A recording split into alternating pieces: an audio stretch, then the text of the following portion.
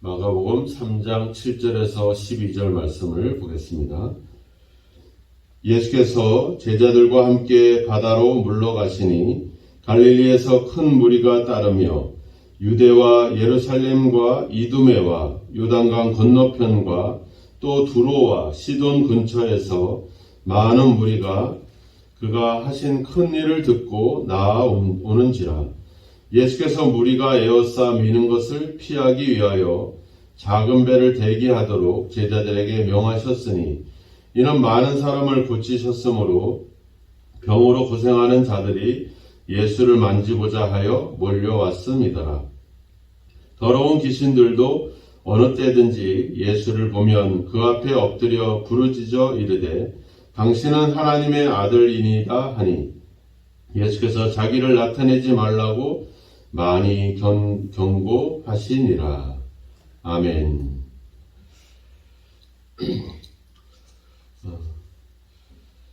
많은 병으로 고생하는 사람들이 예수님이 계신 곳으로 몰려오게 됩니다.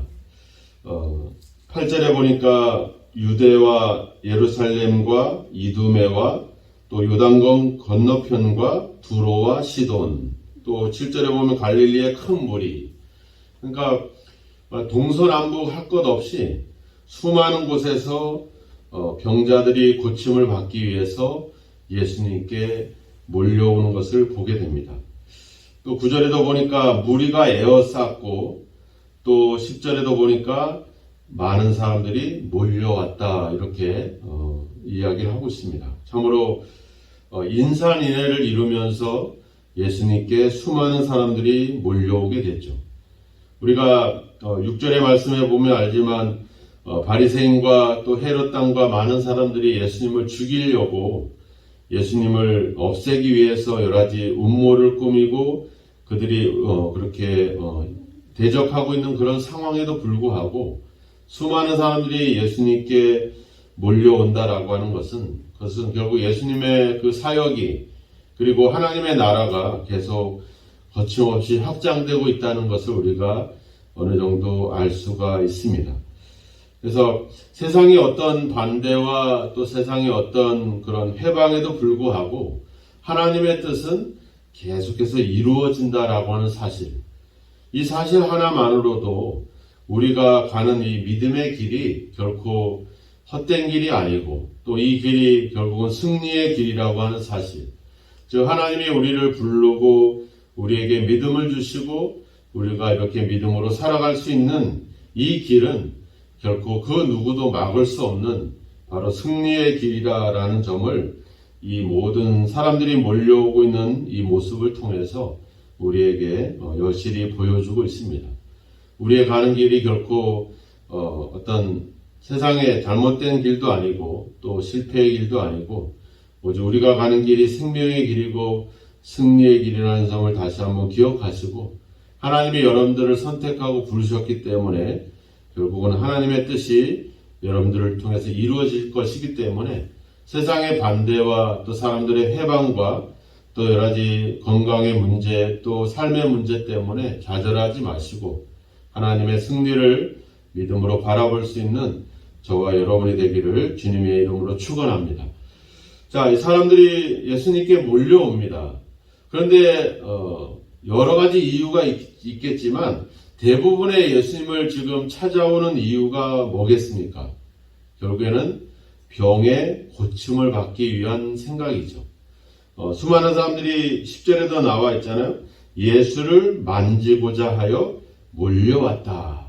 이 마가복음에는 이제 그런 장면들이 많이 나옵니다. 이제 뒤에 가보시면 마가복음 5장에 가보면 그 12해 동안 혈루증을 앓았던 여인이 그 예수님의 어떤 믿음을 갖고 나아가잖아요. 내가 그의 옷에만 손을 대어도 내 병이 낫겠다라는 확신이 있어서 예수님의 옷자락을 붙잡습니다. 그리고 병이 낫게 되죠. 근데 이것이 이제 큰 여파를 이루어서 이제 마가복음 6장으로 가보면 거기에 보면 예수의 옷가에라도 손을 대게 하시기를 간구하니 손을 대는 자들은 다 성함을 얻었다 이렇게 기록을 하고 있어요. 그러니까 한 여인이 예수님의 옷에 손을 대기 시작을 했고 그 일로 병이 나았고 수많은 사람들은 이제 더 예수님을 만지려고 옷이 끝자락이라도 붙잡고 싶어서 이렇게 몰려옵니다. 그러니 진짜 예수님은 여러 가지 불편할 수밖에 없죠. 수많은 사람들이 몰려오는데. 더군다나 귀신들도 예수님에 대해서 알아봤잖아요. 11절에 나와 있지만 당신은 하나님의 아들이십니다 하면서 귀신들이 소리를 지르고 그렇게 예수님께 엎드려서 그렇게 예수님의 사역에 방해가 됩니다. 자, 예수님을 하나님의 아들이신데 예수님을 하나님의 아들이라고 이렇게 고백하고 있는 것에 대해서 예수님이 또 12절에 가보면 자기를 나타내지 말라고 많이 경고하셨다 이렇게 나와요. 그러니까 앞에 중풍병자를 고칠 때는 예수님은 자신이 죄를 사시는 권세를 가지고 있다는 것을 많은 사람들에게 자신을 드러내는데 또 여기서는 자기를 나타내지 말라라고 이렇게 경고를 하고 있죠. 자, 생각해 보세요. 수많은 사람들이 병을 고침받기 위해서 예수님께 몰려왔습니다. 그리고 저마다 예수님을 옷자락이라도 붙잡고 예수님을 만지려고 이렇게 수많은 사람들이 손을 뻗고 있는 상황에 그리고 생각해 보세요. 내가 병을 고침을 받아야 되는데 누구나 다 먼저 예수님을 만나고 먼저 예수님을 만지려고 애를 쓰겠죠. 당신이 나보다 병이 더 큰 병에 걸렸으니까 당신이 먼저 예수님을 만나보세요. 이런 양보가 없죠. 그죠? 저마다. 우리가 요한복음에 보면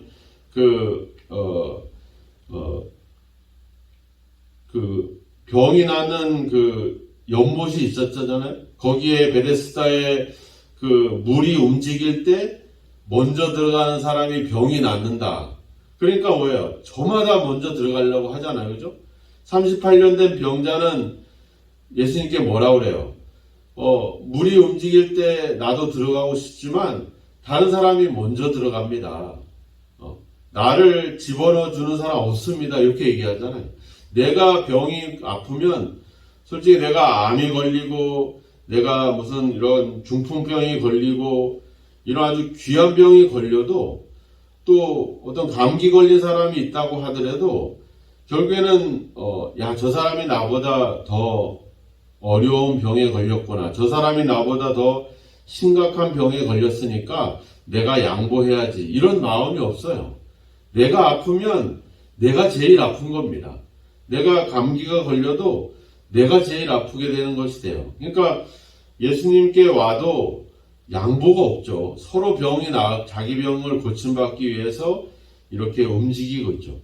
그러니까 바리새인이나 헤롯 땅이 모여서 자신의 권력과 자신들이 갖고 있는 그 권세를 지키기 위해서 예수를 죽이려고 하는 사람들이나 자기 병을 먼저 고침을 받기 위해서 이렇게 아둥바둥 예수님께 몰려오는 사람들이나 솔직히 어떤 여러 가지 목적과 이유만 다르지 이기적인 생각은 다 똑같다는 것이죠.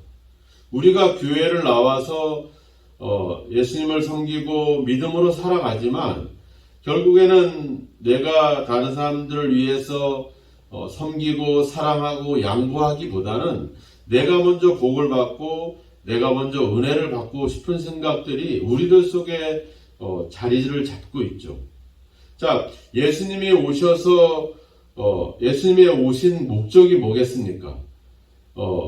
이 세상을 변화시키고 사람들에게 이런 기적과 능력을 행해서 뭔가 하나님이 얼마나 힘있고 능력 있는지를 보여주기 위해서 오신 게 아니잖아요. 그죠?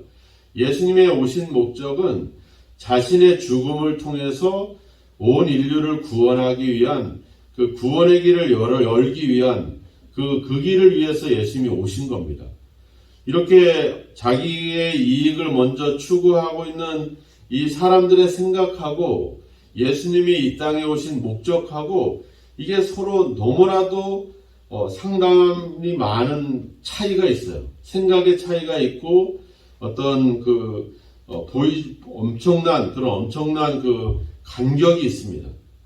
그래서 우리가 이 사람들이 지금 예수님을 만나려고 하는 이유와 예수님이 우리를 찾아오신 이유가 전혀 다르다는 거예요. 이 사람들은 자기의 권력과 자기의 병을 고침을 받고 그리고 예수님의 능력과 기적으로 뭔가 새로운 나라, 새로운 세계, 새로운 어떤 인생을 기대하고 있다면 예수님은 전혀 아니잖아요. 능력이나 기적과의 관계가 없습니다. 그저 하나님의 복음을 전해서 우리를 구원해서 우리에게 생명을 주시기 위한, 그리고 그 방법은 힘과 권력을 휘두르는 것이 아니라 자기가 십자가에 죽는 것으로서 이 하나님의 뜻을 이루는 것이 목적이에요. 근데 이런 사람들의 생각과 예수님의 생각이 전혀 다르기 때문에 그래서 예수님은 이 많은 사람들에게 자기를 나타내지 말라. 이렇게 아주 경고하셨다 나오잖아요. 경고라는 여기서 이 경고라는 말은 꾸짖었다 이런 뜻입니다. 앞에 그 1장 43절에 가보면 중풍병자에게 그랬잖아요. 엄히 경계하시고, 거기 나병 환자에게 그랬잖아요. 엄히 경고하셨다. 꾸짖었다 이렇게 얘기 나오잖아요. 그러니까 이 사람은 가가지고 뭐를 얘기하겠어요? 예수님이 우리를 위해서 십자가에서 죽기 위해서 오셨습니다. 이 얘기가 아니잖아요. 그분이 오셔서 내 병을 고쳤습니다. 그분이 오셔서 귀신 들린 이것을 쫓아냈습니다. 그분이 오셔서 우리에게 이런 능력과 기적을 행했습니다. 이런 얘기들만 하게 되잖아요. 그죠? 그러니까 예수님에 대한 잘못된 어떤 인식과 정보를 줄 수 있기 때문에 예수님은 철저하게 자기를 나타내지 마라. 9장에 가보면 그 변화산에서도 변화된 모습을 제자들에게 보였을 때에도 제자들에게 그랬죠. 죽은 자 가운데서 다시 살아날 때까지 이 사실을 아무에게도 말하지 마라. 이렇게 나오죠. 제자들이 예수님이 산에서 변화된 모습을 사람들에게 뭐라고 얘기하겠습니까? 그 광채와 영광과 그 능력과 기적과 이런 것만 얘기하지 예수님이 십자가에서 고난을 당하시고 죽으시고 이런 얘기 안 하잖아요. 이게 참 우리가 조심해야 될 겁니다. 여러분들이 예수님에 대해서 누군가에게 얘기할 때 자녀들이나 또 친구들이나 이웃들한테 예수님을 이야기할 때 예수님이 내 삶에 역사하셔서 내가 이렇게 이기적이고 욕심 많은 내가 다른 사람을 위해서 희생하고 헌신하고 사랑하면서 살아가게 나를 이렇게 변화시켜 주셨습니다. 이런 얘기 별로 안 해요. 그죠? 내가 예수 믿고 얼마나 잘 되고 건강하고 또 잘 먹고 잘 살게 됐고 복을 받았고 이런 얘기를 하게 되죠. 그러니까 우리가 예수님에 대해서 잘못 생각하고 잘못 이야기할 수 있는 그런 위험이 있는 겁니다. 그럼 예수님을 잘못 생각하게 되면 어때요? 우리의 신앙이 잘못된 길로 갈 수가 있는 겁니다. 예수님이 오셔서 십자가에서 죽으시고 희생하시고 헌신하심으로 우리의 구원을 이루어 주시는 그 큰 사랑과 그 은혜를 우리가 잊어버리고 그저 우리가 잘 되고 또 세상에서 뭔가 능력을 발휘할 수 있는 어떤 힘이 생기고 또 내 인생에 놀라운 어떤 인생의 반전이 일어나고 어떤 돈과 재물이 많아지고 막 이런 얘기들을 하게 되면 우리가 믿는 믿음이 잘못된 길로 갈 수밖에 없다는 겁니다. 이 사람들이 예수님을 찾아왔을 때 결국은 뭐예요? 병을 고치기 위한 것에 대한 그 목적밖에 없잖아요. 다른 이유가 없어요. 저마다 먼저 병에서 나으려고 서로 몰아붙이고 있죠. 근데 예수님은 뭐라고 그래요? 7절에도 나와 있지만 제자들과 함께 바다로 물러가셨다. 또 9절에도 보면 그 에워싸 미는 것을 피하기 위해서 작은 배를 대기하도록 명령하셨다. 이렇게 나와요. 그러니까 사람들은 예수님께 몰려드는데 예수님은 그 사람들과 자꾸 거리를 두려고 하죠. 왜? 사람들의 생각과 예수님이 이 땅에 오신 목적이 다르기 때문에 그렇습니다. 예수님이 우리에게 다가오게 만들어야 되는데 우리는 우리 욕심 때문에 예수님을 자꾸 멀리하게 만든다는 거죠. 그래서 예수님이 13절에도 나오지만 산에 올라가셨다 이런 표현이 나오고 앞에 앞에 부분 1장 37절이나 뭐 이런 말씀들에 가보면 사람들이 예수님을 찾아오는데 예수님은 자꾸 한적한 곳으로 가요. 조용한 곳으로 갑니다. 이렇게 자꾸 예수님의 행동과 사람들의 행동이 전혀 달라져요. 이게 참 우리가 잘 조심해야 될 부분입니다. 예수님은 자꾸 혼자 조용한 곳에서 시간들을 보내려고 하는데 사람들은 끊임없이 예수님을 찾아가요. 이유가 뭐겠습니까? 자기의 욕심이나 자기의 생각을 예수님을 통해서 자꾸 채우려고 하는 욕심들이 있는 거죠. 근데 예수님은 그게 아니라 하나님의 뜻을 행하려 왔기 때문에 하나님의 뜻을 찾기 위해서 계속 기도하거나 이런 시간들을 갖기를 원하고 있다는 거죠. 이게 중요한 겁니다. 우리는 많은 사람들과 어울려 있을 때 우리 신앙의 모습이 나타나는 것이 아니라 내 혼자 있을 때 내가 하나님의 뜻을 찾기 위해서 혼자 고민하고 기도하는 시간을 갖는 것, 이것이 우리에게 너무나도 중요하죠. 그럼 우리가 많은 일로 우리가 고생하고 신경 쓸 것이 아니라 혼자 내가 하나님을 찾고 혼자 있을 때 과연 우리가 어떤 모습으로 살아가느냐, 이것이 우리에게도 중요한 관건이 됩니다. 그래서 수많은 사람들이 자기의 필요와 자기의 이익을 찾아서 예수님을 찾아오는 이런 상황 속에서 예수님은 하나님의 뜻을 찾기 위해서 이렇게 한적한 곳을 찾아서 이렇게 늘 다니시는 모습들을 우리가 보면서 우리도 너무 내 필요를 채우기 위해서 이렇게 분주하게 잘못된 어떤 그런 분주함 속에 빠져 있지는 않은가.